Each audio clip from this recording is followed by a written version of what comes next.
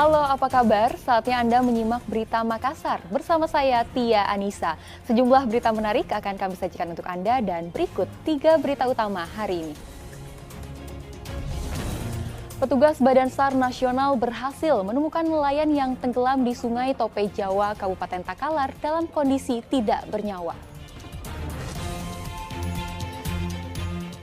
Sejumlah pengendara motor yang memakai sandal jepit ditegur dalam operasi patuh Satuan Lalu Lintas Polres Parepare. Mobil berisi rombongan guru di Kabupaten Luwu terjun ke Sungai Noling.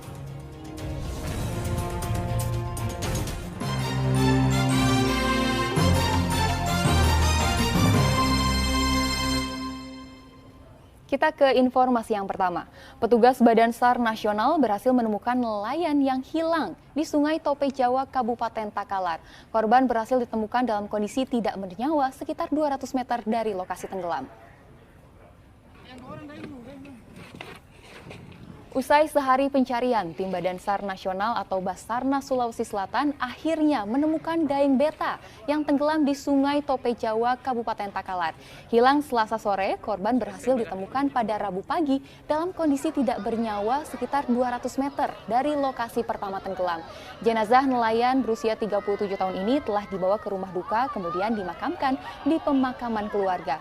Korban diduga terseret arus Sungai Tope Jawa saat mencari ikan hingga tewas tenggelam. Korban tersebut ditemukan dalam keadaan meninggal dunia dan seluruh teman-teman potensi SAR yang melaksanakan kegiatan operasi SAR kami ucapkan banyak terima kasih. Dan korban tersebut ditemukan sekitar 200 meter dari lokasi kejadian dan langsung dievakuasi ke rumah duka. Demikian dan kami ucapkan banyak terima kasih kepada seluruh unsur yang terlibat. Terkait kasus penyimpan 7 janin hasil aborsi ilegal, dokter ahli kebidanan kandungan mengingatkan bahaya aborsi berulang. Dari tinjauan medis, perbuatan pelaku aborsi ilegal beresiko menimbulkan kanker rahim dan nyeri panggul berkepanjangan. Perbuatan keji pasangan kekasih yang menyimpan 7 janin bayi hasil aborsi ilegal dalam kotak makanan di Kota Makassar mendapatkan perhatian khusus dari dokter anak hingga dokter kandungan. Praktik aborsi berulang dinilai sangat berbahaya jika tidak ditangani ahli tim medis. Selain nyeri dan pendarahan, aborsi berulang bisa meningkatkan resiko kanker rahim dan nyeri panggul berkepanjangan. Si tersangka ini Ibu Jani meminum obat atau apa? Itu dari ilmu medis sendiri seperti apa? Obat-obat itu memang namanya obat dalam bahasa kedokteran obat ultratonika yang bisa menyebabkan rahim itu berkontraksi kuat sehingga membuat apa yang ada di dalam rahim itu bisa keluar, termasuk dengan janin yang ada dalam rahim tersebut. Makanya dengan kondisi seperti ini bisa terjadi pengeluaran memang hasil janin atau hasil konsepsi atau janin yang berada dalam rahim tersebut. Cuman tanpa pengawasan medis yang baik ini bisa menyebabkan banyak masalah juga, seperti perdarahan yang berlebihan, infeksi, sepsis, nyeri panggul hebat, bisa sampai terjadi kematian, shock sepsis atau shock hipovolemik atau shock yang terjadi karena perdarahan hebat ataupun infeksi yang berlebihan. Dan yang paling sering terjadi adalah nyeri panggul pada saat lahir, terjadi kontraksi dalam panggulnya. Dan juga ada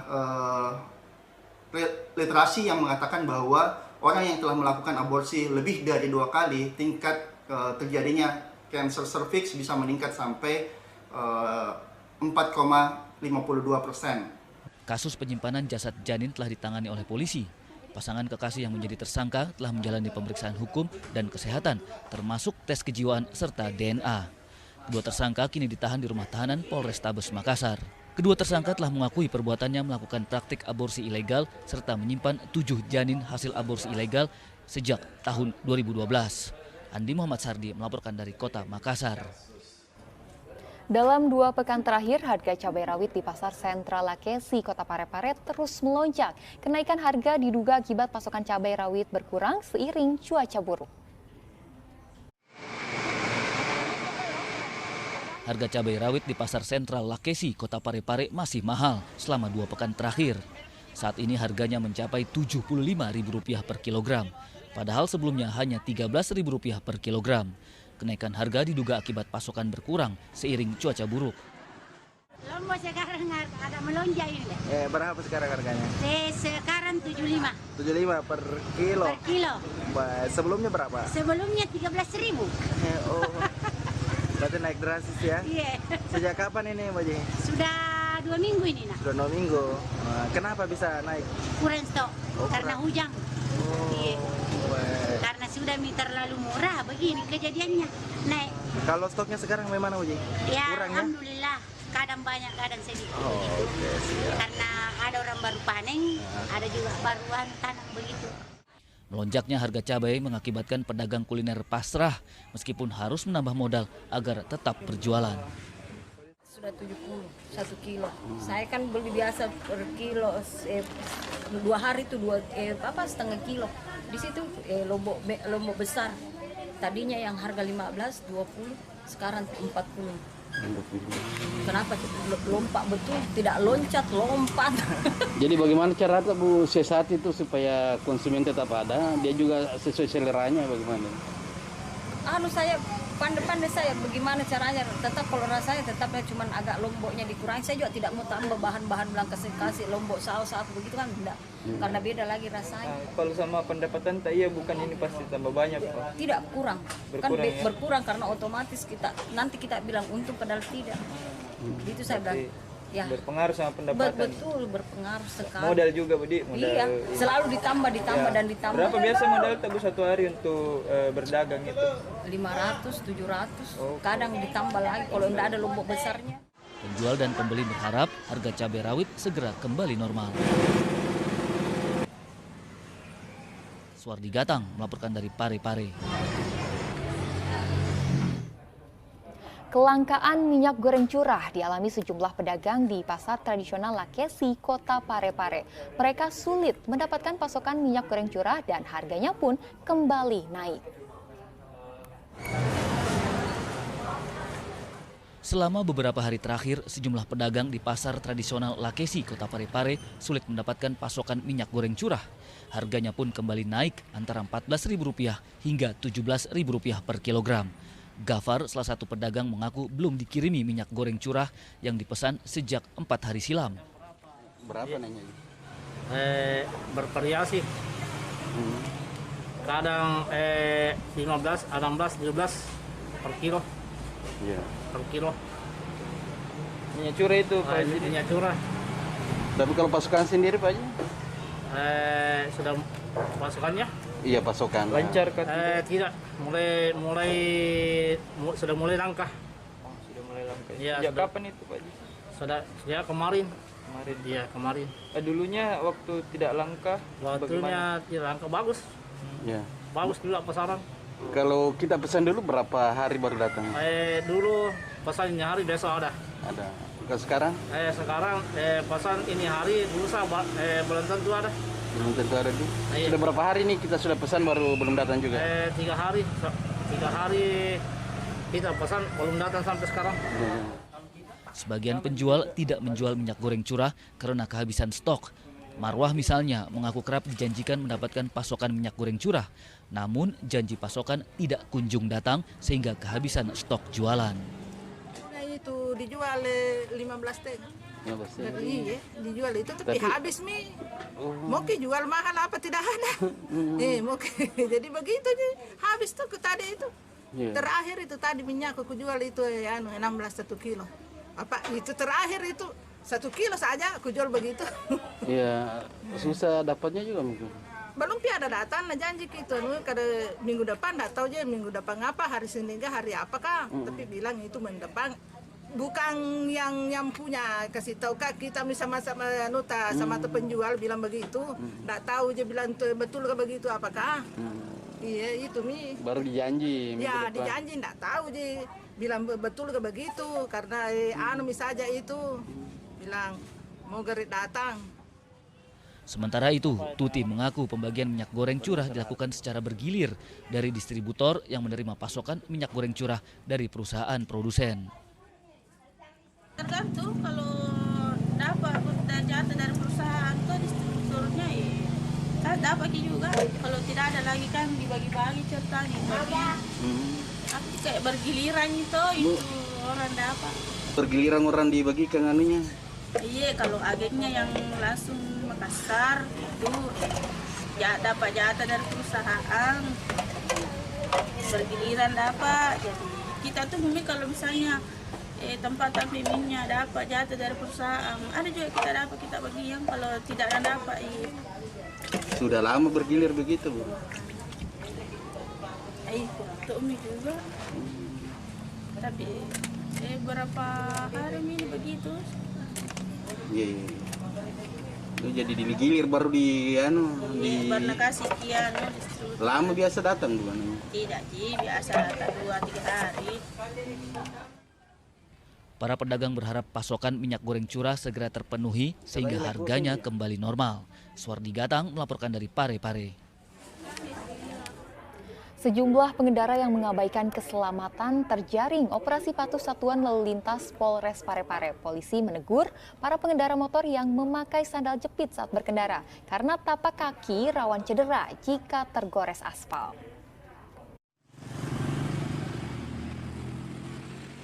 Dalam operasi patuh Satuan Lalu Lintas Polres Parepare, polisi menegur sejumlah pengendara yang memakai sandal jepit saat berkendara.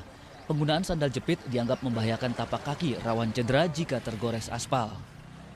Pertama kami sudah melakukan teguran ya.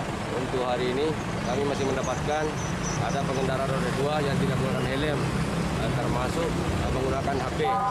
Kemudian untuk pengendara roda 4 mobil ya, masih ditemukan tidak menggunakan safety belt. Jadi kami dari pihak Satuan Lalu Lintas tetap mengimbau untuk tetap menjaga keselamatan. Jadi kami mengingatkan kepada pengendara roda 2 maupun roda 4 yang tidak memenuhi standar keselamatan, kami ingatkan ya. Kemudian kami berikan teguran dengan teguran tertulis. Ya. Betul. Jadi kalau dia pakai sandal jepit kan itu sangat membahayakan. Tidak ada apa-apa, nanti kakinya gampang tergores di aspal ya. Jadi kalau menggunakan sepatu ya safety lah. Ada teguran bagi mereka, Pak? Ya ada. Nanti kalau ada ditemukan seperti itu, kami berikan teguran tertulis ya, teguran tertulis. Ya. Selain teguran lisan, polisi juga memberikan sanksi tertulis bagi pengendara yang tidak mematuhi keselamatan berkendara. Hingga hari ketiga pelaksanaan operasi patuh, Satuan Lalu Lintas Polres Parepare telah memberikan surat teguran kepada 45 pengendara. Suwardi Gatang melaporkan dari Parepare.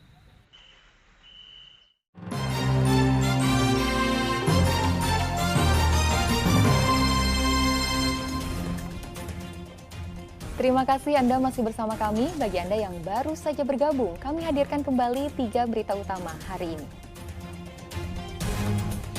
Petugas Badan SAR Nasional Sulawesi Selatan berhasil menemukan nelayan yang tenggelam di Sungai Tope Jawa, Kabupaten Takalar dalam kondisi tidak bernyawa.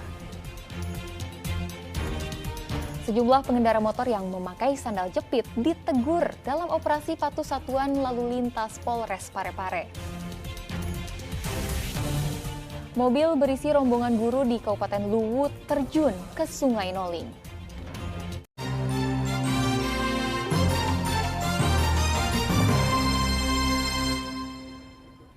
Kita ke informasi selanjutnya. Jelang pemberangkatan jemaah, panitia memeriksa seluruh fasilitas di Asrama Haji Sudiang, Kota Makassar. Kloter pertama calon haji dari Asrama Sudiang dijadwalkan berangkat ke Tanah Suci pada 17 Juni 2022.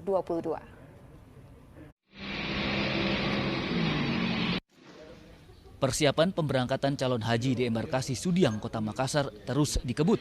Panitia pemberangkatan haji telah memeriksa seluruh fasilitas di Asrama Haji Sudiang seperti klinik, tempat penginapan, toilet, dan ruang pertemuan. Panitia juga menggelar apel guna memberikan pelayanan terbaik kepada para calon haji yang masuk embarkasi Sudiang mulai 16 Juni 2022. Panitia penyelenggara ibadah haji 1443 Hijriah 2022 ini insya Allah akan lebih siap. Dan kita sudah tinjau tadi mendampingi Pak Kanwil, kemudian bersama dengan teman-teman lain, panitia yang secara menyeluruh, kami sudah melihat kondisi kamar sangat representatif. Kemudian ruang makan dan fasilitas lain di asrama ini sangat representatif.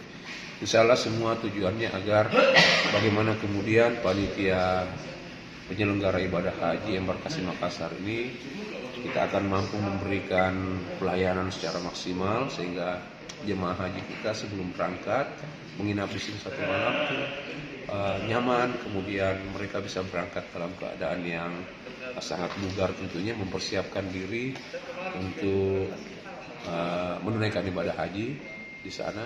Dan insya Allah dengan kenyamanan tersebut yang kita ciptakan di sini, jemaah kita kemudian berangkat dengan sehat, berangkat dengan kondisi yang siap, karena saya yakin di sini juga ada persiapan-persiapan, bukan hanya persiapan fisik berkaitan dengan embarkasi, tapi juga kan masih ada mungkin manasik-manasik tambahan di tingkat kloter, sehingga mereka bisa lebih siap dan memahami betul, dan pulang nanti insya Allah meraih predikat dari Allah Subhanahu Wa Taala sebagai haji yang mabrur insya Allah.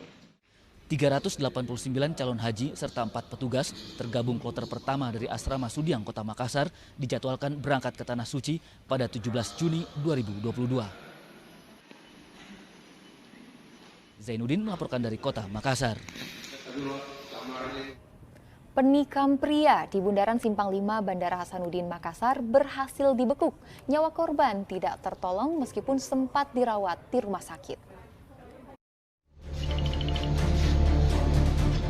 Inilah Abdul Rahman, pelaku penikaman pria di Bundaran Simpang 5 Bandara Hasanuddin, Kecamatan Biringkanaya, Kota Makassar. Polisi meringkus tersangka di wilayah Sudiang Raya. Tersangka mengaku menikam korban saat dipengaruhi minuman keras. Pelaku kini terancam 7 tahun penjara. Saya ketemu di Simpang 5 Bundaran di situ. Kejadian ketika saya ketemunya simpan motor, yang satunya lari, langsung lari, kabur. Nah, yang satunya sampai lehernya si bajunya baru ketika. Ini alat ini bapak yang menikah? Iya. Ini?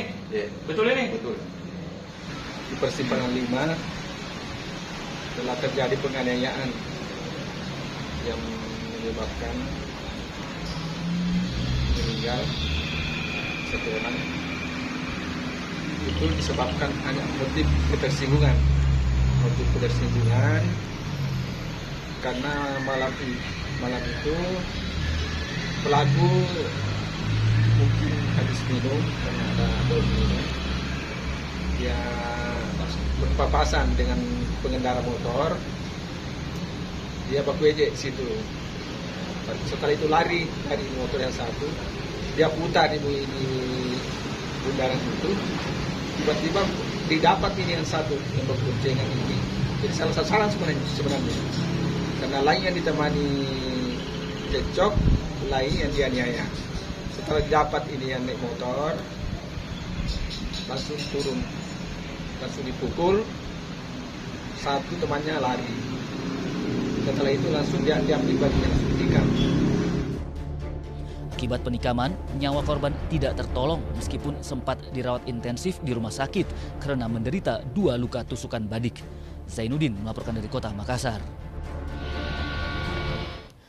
Mobil berisi rombongan guru di Kabupaten Luwu terjun ke Sungai Noling. Sopir bersama 7 penumpang berhasil diselamatkan warga setempat dari derasnya arus sungai.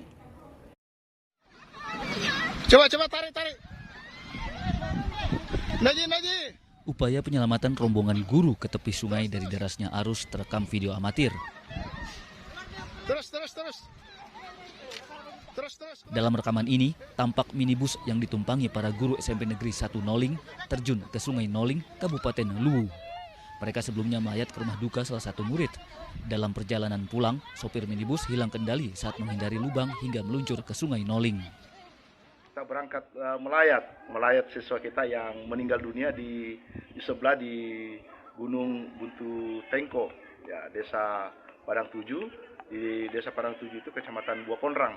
Nah, jam 12 kami pamit dari rumah duka itu untuk datang kembali ke sekolah untuk menjalankan tugas-tugas kami. Pas di bendungan sungai itu, di situ ada lubang yang kita berpapasan dengan kendaraan. Kemudian ada panggilan dari siswa, berteriak, Pak. Oh, begitu saya balik, ternyata mobil sudah berada di sungai itu. Nah, di sungai, kemudian saya balik untuk menolong bersama dengan teman-teman guru dan masyarakat yang naik kendaraan. Yang di atas mobil itu teman-teman guru, perempuan semua. Berapa banyak? Ya, ada 7 orang, 8 orang bersama dengan sopirnya. Sopir juga itu. Sopir bersama 7 penumpang dalam kondisi selamat usai dievakuasi penduduk setempat.